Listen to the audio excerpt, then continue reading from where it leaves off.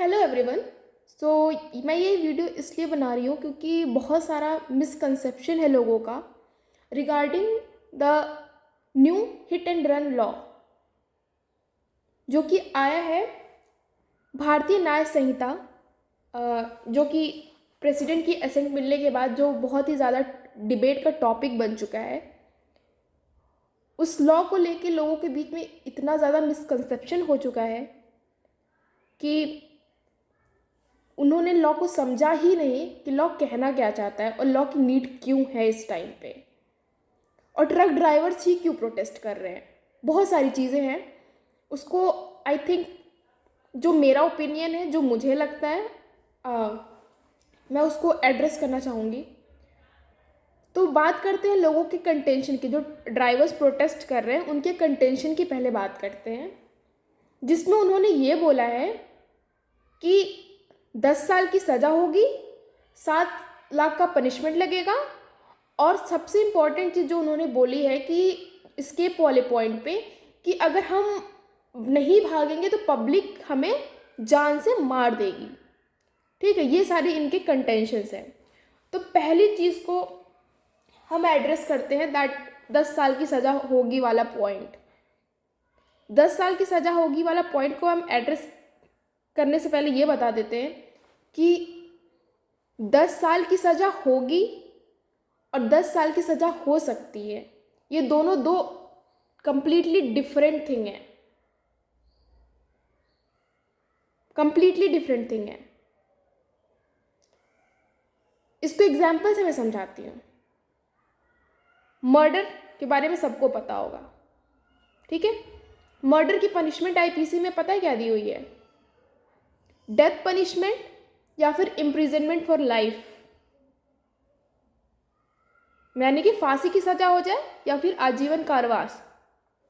लेकिन इंडिया में इतने सारे मर्डर केसेस होते हैं, इतने सारे मर्डर केसेस होते हैं, क्या हर केस में जो पर्सन जिसने मर्डर कमिट किया होता है उसको डेथ पनिशमेंट दी जाती है, उसको फांसी की सज़ा दे दी जाती है? नहीं दी जाती है।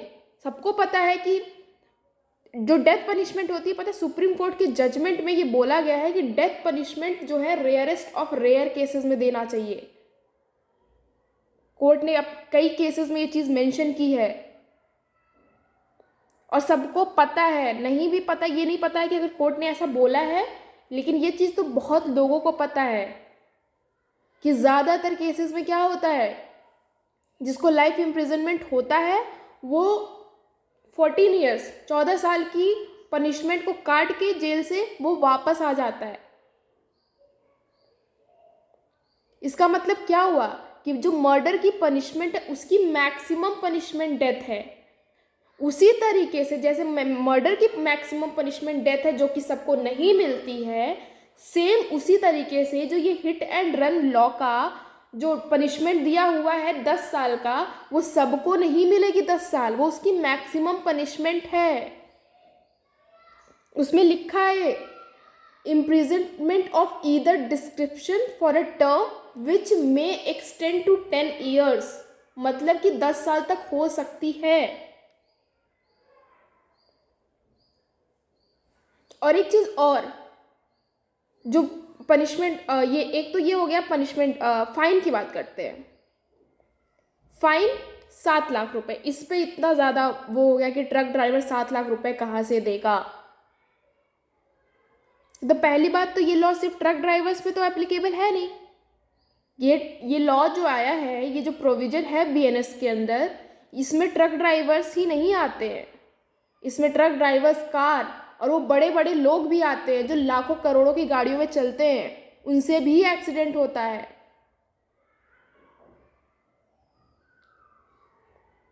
उस पॉइंट पे मैं ये बोलना चाहूँगी कि जब कोर्ट पनिशमेंट देती है ना किसी भी पर्सन को या फाइन लगाती है, तो वो हर एक सिचुएशन, हर एक फैक्ट, हर एक सर्कमस्टेंसेस को कंसिडरेशन में लेती है कि किस माहौल में ये एक्ट हुआ है, किस माहौल में ये इस एक्ट की बात करूँ, इस प्रोविज़न की बात करूँ कि क्या क्या रीजंस थे इस एक्सीडेंट होते टाइप, सारी चीज़ें कोर्ट कंसिडर करेगी। ये नहीं कि ओ तुमने क्या कहते हैं एक्सीडेंट कॉज कर दिया, जाओ 10 साल की सज़ा, 7 लाख रुपए तुम दो।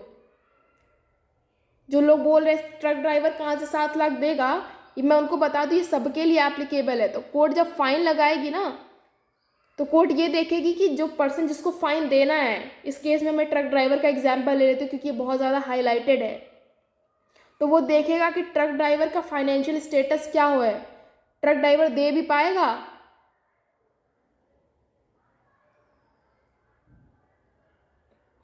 तीसरा पॉइंट जो बहुत ज़्यादा सब लोगों ने इसको वो किया है कि क्या कहते हैं, पब्लिक मारेगी, पब्लिक जान ले लेगी ट्रक ड्राइवर की अगर वो इस प्लेस ऑफ इंसिडेंट से भाग जाता है, जो भी सारी चीज़ें हैं। तो वहाँ पे मैं ये बोलना चाहूँगी कि जहाँ पे ये प्रोविज़न आपने पढ़ा है ना आईपीसी में, मॉब लिंचिंग का कहीं नहीं दिया हुआ। जो नया एक्ट आया है इसमें मॉब लिंचिंग का भी दिया हुआ है।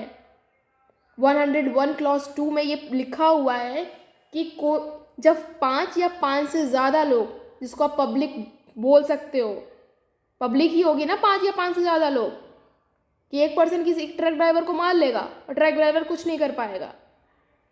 पब्लिक इकट्ठा होगी तभी तो, वही तो आप लोग का कंटेंशन है, पब्लिक जुट जाएगी और पब्लिक ड्राइवर को मार डालेगी। तो उस पर पता है क्या है, उसमें लिखा हुआ है 101 क्लॉज 2 में, जब 5 या 5 से अधिक लोग किसी पर्सन की डेथ कॉज कर देते हैं, उसमें पॉइंट क्या, ग्राउंड क्या दिया हुआ है, और भी ग्राउंड के साथ पर्सनल बिलीफ। ये पर्सनल बिलीफ है ना, लोगों को लगता है कि हाँ ट्रक ड्राइवर की गलती, लाओ मार दे। अगर इस बिलीफ पे वो लोग उस ट्रक ड्राइवर को मारते हैं ना, तो उनके लिए भी पनिशमेंट है, उनको डेथ या फिर लाइफ इम्प्रिजनमेंट की पनिशमेंट हो सकती है।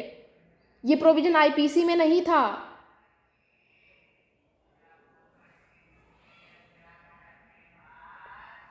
और एक चीज़ लोगों को समझने की बहुत ज़्यादा ज़रूरत है कि जो लॉ बनता है ना, वो पनिशमेंट प्रोवाइड करने के लिए नहीं बनता है। जो मोटिव होता है किसी लॉ को आने का ना, एग्जिस्टेंस में आने का, लॉ आता क्यों है सोसाइटी में, लॉ सोसाइटी के लिए बनता है। सोसाइटी में रोज़ नए नए क्राइम्स होते हैं, हर क्राइम को एड्रेस करना होता है। कुछ क्राइम्स पहले होते थे जो अब नहीं होते हैं, कुछ क्राइम्स तब नहीं होते थे लेकिन अब बहुत ज़्यादा हो रहे हैं। तो इसका मतलब ये तो है नहीं कि 100 साल पहले जो लॉ बना है एज इट इज़ वो चलता रहे। जो लोग बोल रहे हैं इसके पहले 2 साल तक का था वो बहुत सही था। लॉ का काम लोगों को पनिशमेंट देना नहीं है, लॉ का काम है कि चीज़ें जो गलत हो रही उसको करेक्ट करना। और पता है ये लॉ क्यों लाया गया है, क्योंकि आपको पता है इंडिया में रोज़ कितने ज़्यादा लोगों की डेथ होती है रोड एक्सीडेंट की वजह से। उनकी फैमिलीज के लिए कौन रिस्पॉन्सिबल होगा?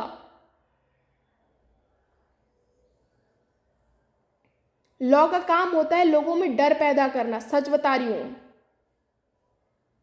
क्योंकि अब जो लोग नेग्लिजेंटली लोग ड्राइव करते हैं, अगर उनके दिमाग में ये चीज़ रहेगी ना कि अगर मेरे से मैं ये चीज़ कर रहा हूँ, क्योंकि जो नेग्लिजेंटली ड्राइव करता है उसको कहीं ना कहीं तो पता होता है, तो वो सोचेगा कि अगर मैं ढंग से गाड़ी नहीं चलाऊंगा, अगर कुछ होता है तो मुझे ये पनिशमेंट मिलेगी, तो वो बहुत ज़्यादा कॉशियस होगा, बहुत ध्यान रखेगा इस चीज़ का। इसलिए लॉ को लाया गया ताकि ये जो रोज़ एक्सीडेंट्स हो रहे हैं वो कहीं ना कहीं कम हो जाए।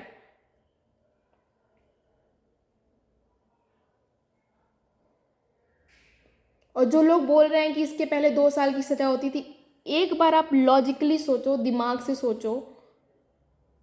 जो आईपीसी थी ना 1862 की आईपीसी है हमारी, उसमें जब इनिशियल आईपीसी जब ड्राफ्ट हुई थी ना, तो इसमें ये प्रोविज़न था ही नहीं, कहीं नहीं ये प्रोविज़न था। ये 304A अमेंडमेंट जो कि 1870 में लाया गया।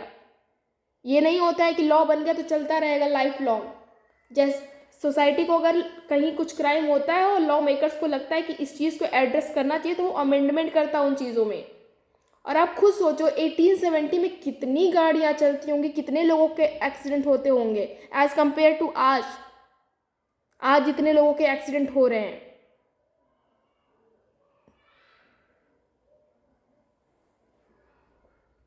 तो प्लीज़ ये जो मिसकंसेप्शन है इसको दूर करिए।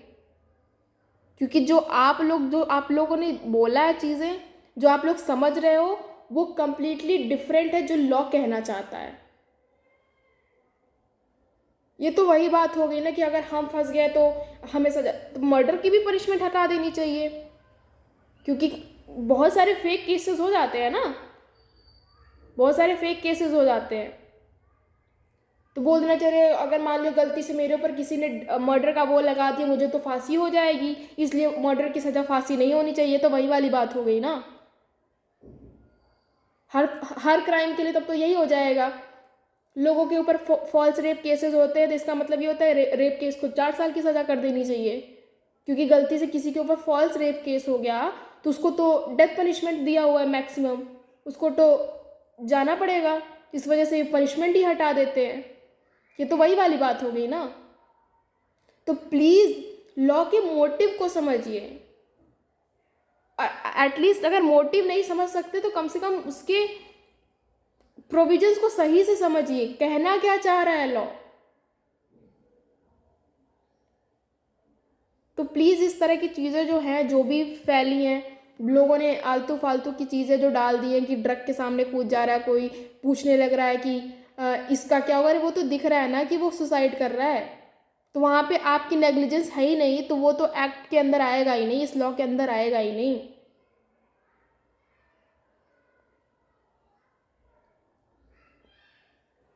तो प्लीज़ इन सारी चीज़ों को समझिए